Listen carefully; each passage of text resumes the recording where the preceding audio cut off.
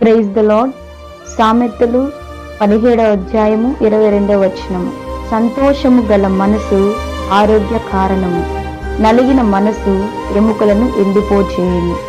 ప్రియమైన వారులారా, కొన్ని సందర్భాలలో మన వ్యక్తిగత నిర్ణయాల ద్వారా, మన సొంత ఆలోచనల ప్రకారం జీవించడం ద్వారా మన జీవితాలకు నష్టం వాటిల్లుతుంది.